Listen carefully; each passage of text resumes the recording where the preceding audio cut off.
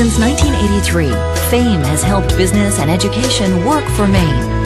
Contact the Authority, the Finance Authority of Maine. You're watching Mainebiz Sunday, Maine's business news source. Today we're talking about the ins and outs of broadband internet access in Maine. With us to discuss the issues are Fletcher Kittredge, CEO of GWI, a Biddeford-based internet service provider, and the company that completed the federal grant application that brought $25 million in stimulus funds to Maine as part of the three-ring binder project. Josh Broder, General Manager of Maine Fiber Co, an independent company that took over control of the three-ring binder project, and Phil Lindley, Executive Director of the ConnectME Authority. Welcome, gentlemen. Thank you for being here. This is one of my favorite topics, talking about broadband, especially as it relates to where I live in Maine. I want to make sure I have plenty of broadband where I live, and I do right now. So we're going to jump right in. And I thought we'd kind of start this discussion about looking at broadband in this first segment just in two ways, looking at it from the access point of view and also from speed, and really kind of trying to figure out what that means. So first, in terms of just a definition of broadband, and not too geeky, of course. From the FCC, their consumer fact sheet, they say that the choices for broadband are digital subscriber lines, DSL, cable modem, fiber optic cable, wireless, satellite, and broadband over power line. Does that pretty much cover everything? Pretty much. Okay, that's good enough for our discussions here. So, but first I want to start with discussion of those things as it relates to speed, because speed's the important thing, right? The federal standards for download and upload speeds are different than the state standards, and there's certainly different international levels too. So, Fletcher, I'm going to turn that to you. What is broadband? How do you define that in terms of speed? Okay, broadband's a marketing term, and which causes the problem. It was originally designed by some marketer, and it was supposed to be really fast internet access. And that's been a real problem, because with any technology, it constantly is increasing, and and since there's no set definition, it's caused problems. So there's not a baseline? There's not a baseline? There really isn't a baseline.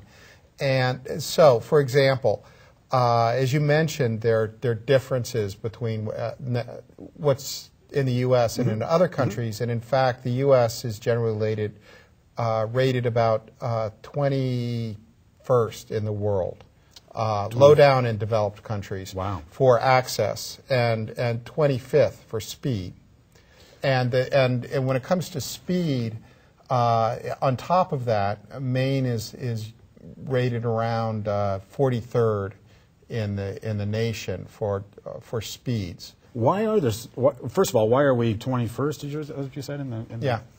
Why is that? And then why is Maine 43 in the United States? What are the reasons? How does that happen? I might be able to speak to what's happened in our country in terms of broadband speed and development over time.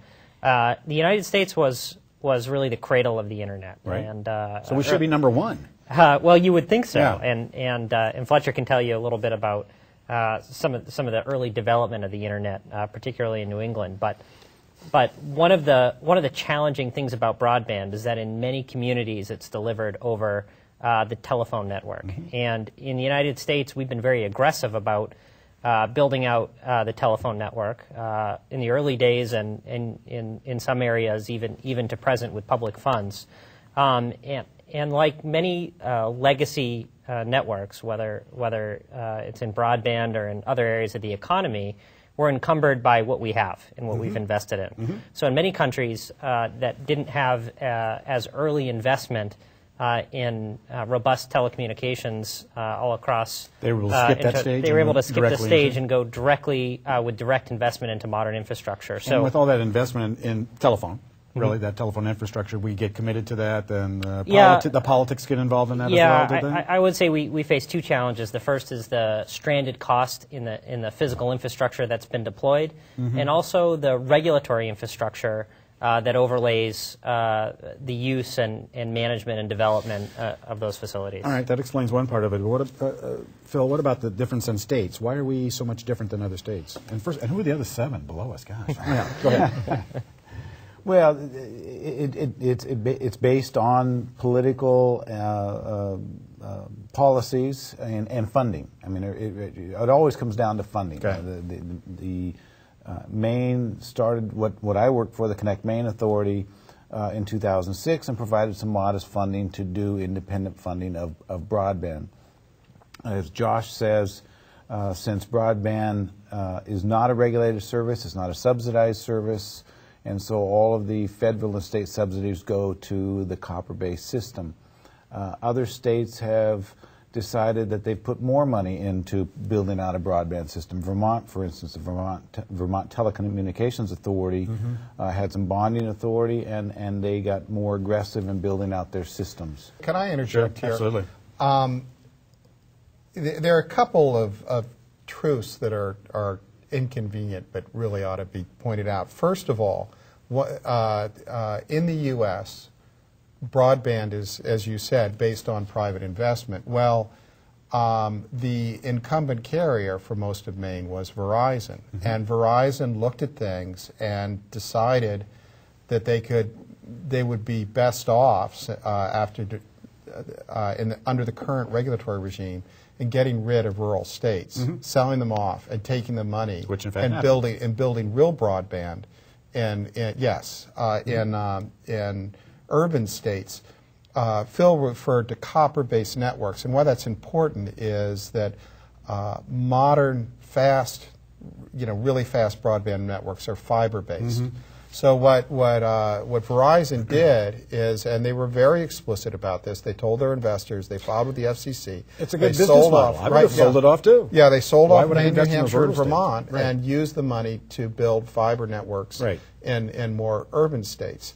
Now, in terms of national and the difference between nations, a big part of that actually is that other nations have had a national policy to promote broadband. You can see that there's clearly that intersection between business models, public policy, political pressures as well, and then you throw in some rural states, or it's going to be tough to make them all come out at the same. Some of the but people and that was the ahead issue of us- with phone lines too. Early on, that's where we'll eventually talk about the FCC and some of the new rules that they're trying to put in place. But yeah, go ahead. Yeah, but it's particularly challenging in rural states because there simply isn't the density in rural states to make business sense in every case to provide the most modern, expensive facilities.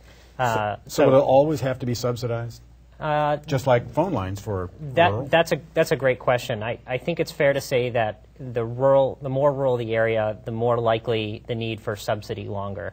And so that means it has to be a federal, because the more rural the area, the less money that particular state's probably going to have, unless you're sitting on oil or something. I don't think we have oil here. I don't think. So there's going to have to be some federal subsidies, right? I think that's right. Yeah. Yes. Okay. Wow. Interesting. Okay. we're going to take a break here, but we're going to come back and we're going to just jump right on where we left off, talk more about that, and get into some of the other issues, especially the federal policy issues that are coming up too, because I know you're all involved in that, and talk about three-ring binder too. So stay right around. Stay with us. We'll be right back to talk more about broadband access in Maine. Mainebiz Sunday is brought to you by Bangor Savings Bank, where you can enjoy free ATMs worldwide.